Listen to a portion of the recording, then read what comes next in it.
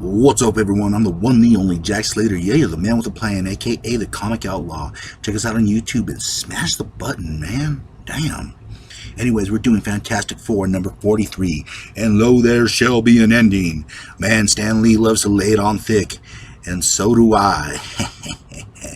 Let's get this on, as the Fantastic Four has been battling the Frightful Four. They've turned Thing against the Fantastic Four, and they're trying to bring him back and rescue their friend. But at the same time, the Human Torch is under the thrall of the Wizard. And we're starting off with Reed and Sue running with Ben, and the reason he's floating around is because he has one of the Wizard's anti-grav disc on him. They're kind of just carrying him around, trying to drag him away in order to kind of fix whatever damage the Wizard did to him with that id machine.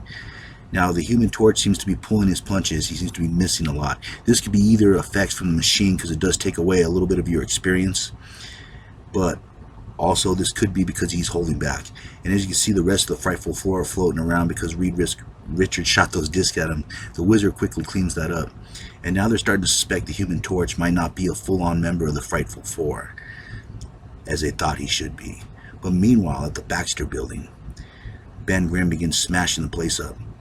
He is still angry at Richards. He wants blood, and he's trying to bash Richards in. Richards does have an advantage, though, because that disc is still on Thing, so he's kind of floating around. He's off balance. Reed uses this to his advantage and spins him around like a top, dizzying him out and kind of trying to tire him out, trying to wear him down in order to get him to the lab.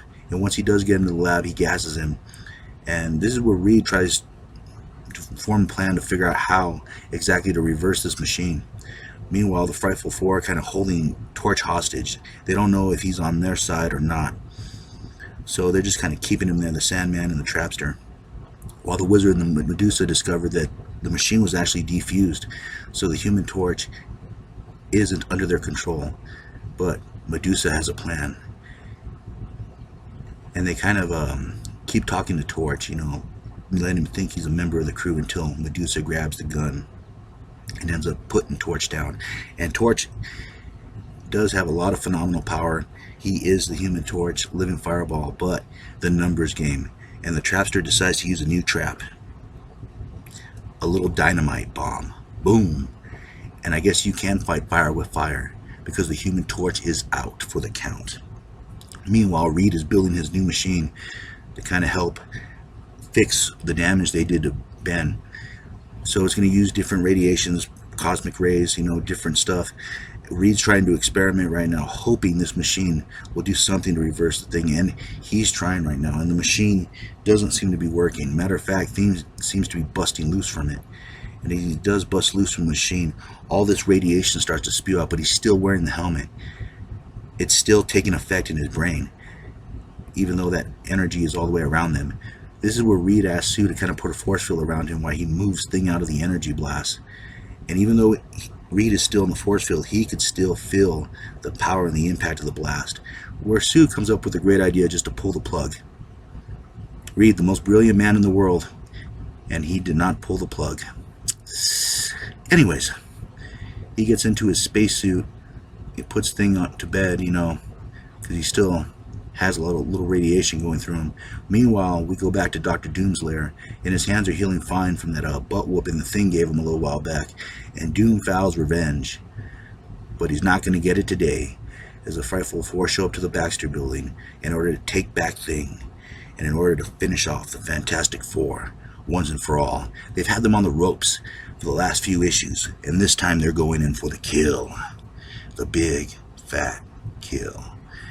Anyways, the Frightful Four break into the Baxter building right when they're checking Thing out, and it seems like there's a heartbeat. There is hope, but Medusa quickly takes away Reed's tablet, and the Frightful Four show up, and they tell them to surrender right off the bat. Of course, Reed and Sue refuses until the Wizard shows him his ace in the hole. Johnny Storm has been captured, and he's on one of his big discs, and he's going to fly him out to outer space where there is no oxygen unless the Fantastic Four surrender. And Reed and Sue don't want to play this game anymore. They're tired of the Frightful Four, and they go with another plan: attack. As Sue attacks Medusa, but Medusa's used to her attacks by now and grabs her, throws her to Reed. But of course, Reed has another plan. Reed's stalling. Reed is waiting. He's waiting for Ben Grimm to wake up, for his friend to recover. But the wizard seems to have all the cards as he's holding Johnny Storm hostage, but all of a sudden, a hand reaches out for the telephone and crushes it. Ben Grimm is back. Even for a moment, the wizard in his arrogance begins to command him like if he was his master, but the thing crushes his armor. And of course, this crushes the control over the disc, allowing Johnny Storm to come back into the fight. As Reed uses the distraction to take out the Trapster, Sue takes out the Sandman.